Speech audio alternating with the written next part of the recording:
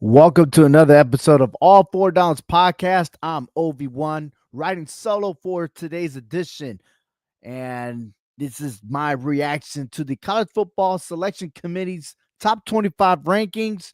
And I'm going to start right ahead with the results. And those of you that probably caught in on ESPN, the announcement that happened about an hour ago. Well, here we're going to recap again, once again. And of course, the top 5 conference champions will have the automatic bid. The top 4 will have a first round bye. And then the rest, seeding 5 through 8, will host the home field advantage for one game, round 1. And then everybody else is seeded till they fill all 12 spots of the college football playoffs. So here we go. Quarterfinals and semifinals, the result with the Rose Bowl, the Fiesta Bowl, the Cotton Bowl, the All-State Sugar Bowl, Chick-fil-A Peach Bowl, and the Orange Bowl. And rankings 21 through 25, Mizzou, UNLV, Illinois, Kansas State, and Colorado. Now, again, this is my reaction. A lot of people have their opinions, and those that spoke on ESPN have their opinions and stuff, but I do have to question as to why Missouri 8-3 is listed in the top 25, only because, check this out, when they went ahead and played Texas A&M, they lost 41-10. When they played Alabama, they got shut out 34-0. And yes, their last meet with South Carolina, they lost 34-30, close game. But this is the next rising stars of South Carolina, which I'm predicting that within the next couple of years, they're going to be contenders, okay? And their only big win was in the beginning of the year was Boston College. They were ranked 15. If you look at it right now, Boston College is not even ranked.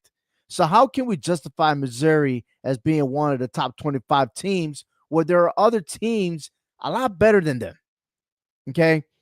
So I'm saying if they're putting Missouri in there, they're just giving credit to other teams that they played against that are higher seeded than Missouri. Another team that I'm questioning is UNLV. UNLV lost to Syracuse, a non-ranked team. And they also lost to Boise State, which potentially, should they win out, more likely they're going to go against Boise State again in the Mountain West Conference Championship. And again, in substitute of that, I did still have Army in the top 25. They only have one loss, okay? And I also have Syracuse, which I feel like Syracuse is justifiable to be in the top 25, especially a big game coming up against Miami. And we'll talk about that later. Moving on to 16-20, they announced it was Arizona State, Tulane, Iowa State, BYU, and Texas A&M. I'm loving Arizona State. This is like last year's Arizona Wildcats, right? Where in the last half of the season, they started knocking out the top 5, actually 5 top 25 teams. 1, 2, 3, 4, 5, right straight in a row. And you'd be like, wow, what a Cinderella team, but not enough to make it to the playoffs. Well, here we got Arizona State. Not only are they on the winning streak, but they win and they're in the Big 12 Conference Championship, which is so amazing. They control their own destiny. And I like it because they beat Kansas State, they beat BYU, and now they do got a tough game because a rivalry game is always one of the hardest one, no matter what your record is. Okay, they're going against Arizona, and that's fabulous. In rivalries, it speaks volume. So I'm liking it.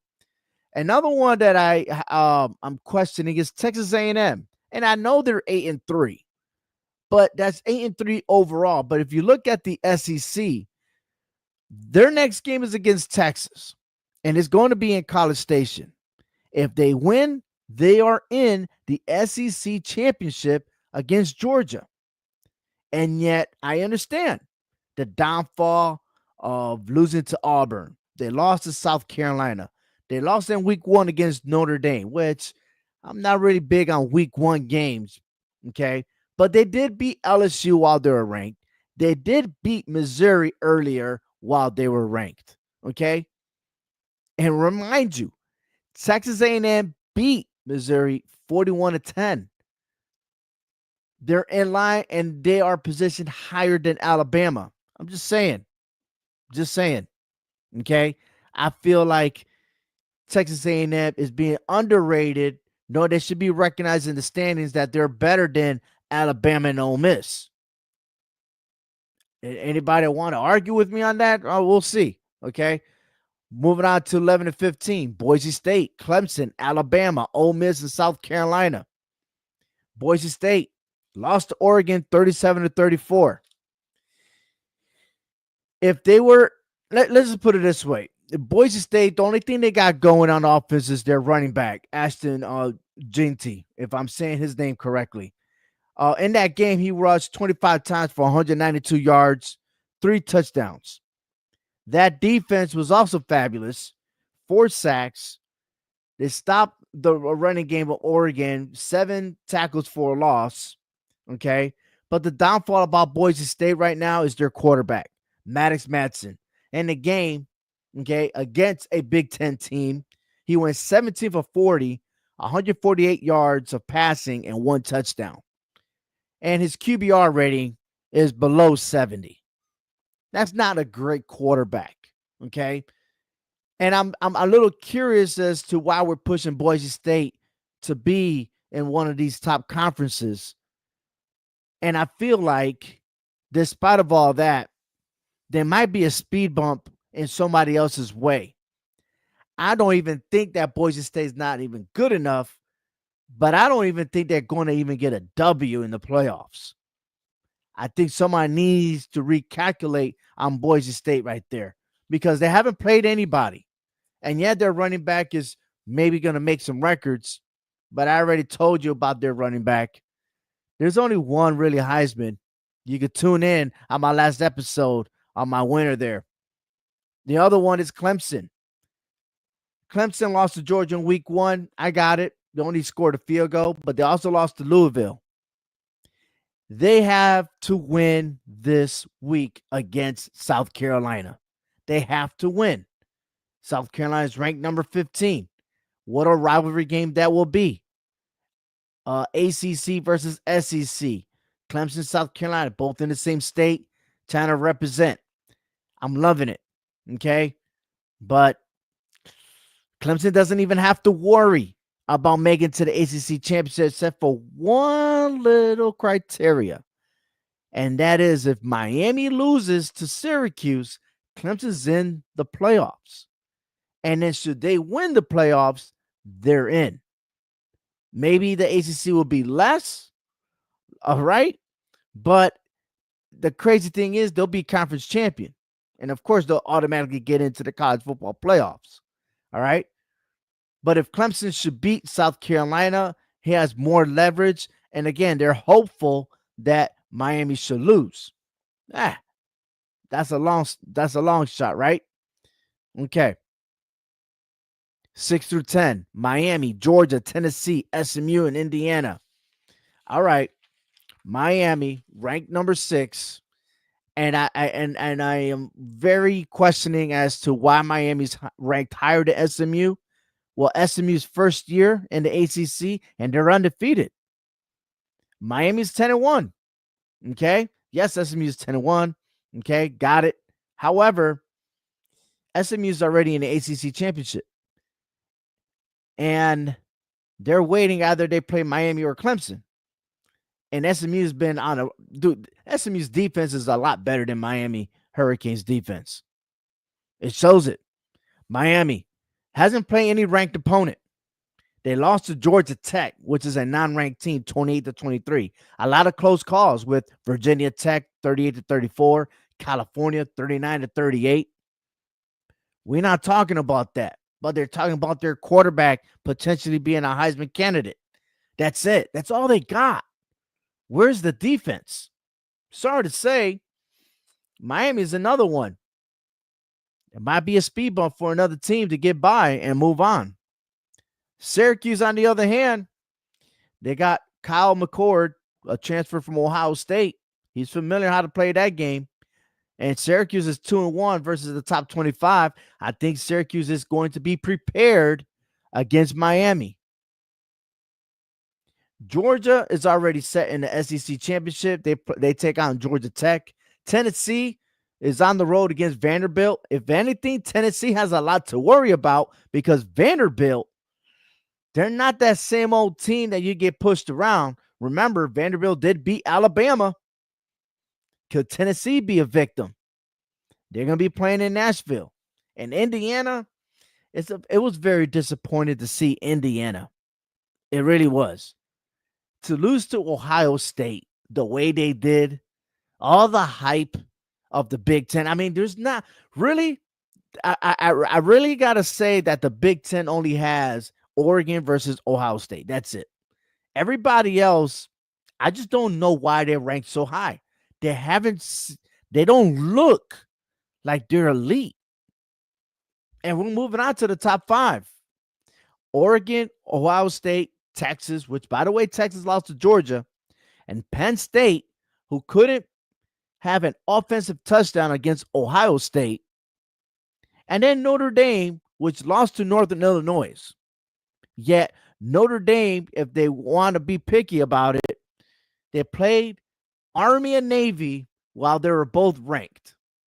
And Notre Dame knocked both of them out of the top 25 in the College Football Playoff Selection Committee. That's all. That's all you have right there. So tell me, how solid is this? I mean, can we honestly say that there is a definite team that you could say that is most favored to win the championship? Now, I'm not going to be biased here. I think there are a lot of ups and downs, and a lot of people are saying, hey, why is a 3-loss team being considered ranked in the top 25? You want the best teams and everything else, but what about the standings? There's a whole lot of debates going on. And look, it's crazy. But after the first round of the playoffs, everything's in a neutral site. So who's going to benefit for playing in a neutral site? I think that if I was to put my money on it, I think Georgia has an advantage. I really do. They'll have an advantage should they win the SEC championship. And then from there on, it's going to be a tough ride for everybody else to face them because not only that they have the most experience, but they did win back-to-back championships for a reason. Kirby Smart will always have their players ready. Texas, they're looking good, but not as good as when they play against Georgia. Then you got Ohio State, which they could redeem themselves against Oregon. A lot of people say Ohio State's the favorite to win this championship. Or could we see both these teams in a rematch from a couple of years ago, this time for the national championship? All right, this is what it looks like in the college football playoff brackets. All right, real close. Boise State, Oregon, Miami, and Texas right now in the quarterfinals for the bye week. Arizona State versus Ohio State. Tennessee versus Georgia, Indiana versus Penn State, SMU versus Notre Dame. Now I'm going to go ahead and move on to my validation. And I'm going to zoom in real quick on my validation. Here we go. If you're looking at the top 12 on the right-hand side of the College Football Selection Committee, and on the left is my top 12 there. Excuse me. Everything's top 12 here. And you can see that all the teams are there. The only difference is they're out of order for the most part. And I'll tell you, I agree with Oregon. I agree with Texas. I agree with Boise State for now. But for SMU, Miami, the only reason why I got SMU there is because they're in first place in the ACC. Miami's in second place. But yet they got Miami ranked. And yes, to be conference champion, you'll be seated in there. I'm just giving respect to what I see in the standings. SMU's on top. Why can't the selection committee do that? I don't know why. Okay. But I do still got Miami in there. Yeah, I got Miami versus Penn State. On the other hand, Indiana versus Penn State for the selection committee. I got Tulane versus Ohio State. Uh, okay. Arizona State really fills that spot against Ohio State. Okay. I like that. It could be a possibility. But then here we go. The only thing we agree on really is Tennessee versus Georgia. They're 8 and 7 seed, and I have them in 10 and 7 seed. Very interesting. And again, I got Notre Dame. All four teams hosting the first round, I have them. Okay. The only difference is I got Tulane in. The committee has Arizona State. So we'll see what happens there. I'm liking it so far. There's my validation. And in comparison for the top 25, UNLV and Missouri, the committee favors them over Army and Syracuse, but we all agree 1, 2, 3, and 5, and of course, South Carolina and Iowa State on point there. Okay, upcoming games. My prediction: Miami versus Syracuse. Miami's won 6 in a row, and the last 6 games that they've played, they've been very, very, let's say, blowouts. So let's put it that way. Very convincing wins. And should it carry over? The only thing is that I'm just not really feeling the Miami defense. And I believe that the Syracuse Orangemen, being at Syracuse, they're gonna make a game out of this. Georgia, this game is not really important unless you're focused on the seeding part. But Georgia should come out winning. But I'll be careful depending on the spread. Don't depend on Georgia covering. If they do, that's big because they didn't cover the last few weeks. But against Georgia Tech, the rivalry, I do expect Georgia to win. Tennessee has won 5 in a row against Vanderbilt. I got a feeling Vanderbilt, they're going to push it to their limits. SMU in California, this is their second time playing in history. SMU is 1-0 against California. And Indiana versus Purdue. Purdue has actually won 3 in a row against Indiana. Could this be an upset? Could the Purdue Boilermakers be the spoiler makers? What an interesting topic could we have there.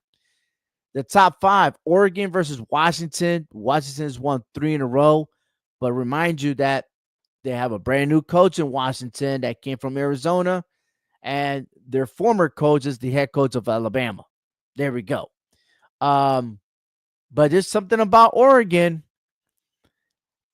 I don't know. They're coming off of a bye week. Could they still have the rhythm? Or is that or did it just get iced? Let's put it that way. It's going to be interesting to see this game. Ohio State versus Michigan. Michigan's won 3 in a row, but Michigan's not the same team anymore.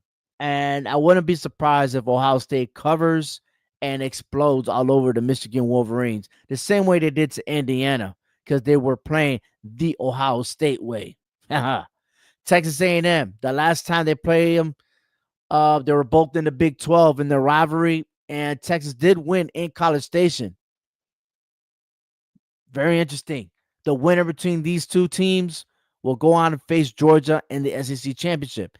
And Penn State, 3 in a row against Maryland, and Notre Dame only has 1. They won 4 of the last 5 meetings against USC. It's my final whistle, and it's going to be an interesting weekend. It is a weekend where we're all going to enjoy some food, eat a great dinner and Thanksgiving. Some places the weather's going to be nice. Others, well, there's a storm coming. Not really. There's a storm coming, especially in the Northeast. But hey, for all these football games, it could be sunny and beautiful. Or for some teams, it could get pretty ugly. We only got one more selection committee to vote. And then after that, we have the official announcement after the conference championship. So what do you say? Who you think is going to make it? Who's locked in? I can't wait. Tune in to All 4 Downs this Sunday, and I'll let you know on my top 12. Once again, every week on Sundays, I'll let you know how my reaction is before the committee does. Other than that, I'm loving it. I thank you all for watching this show. Let's enjoy some football, huh? Happy Thanksgiving, everyone. Yummy, yummy.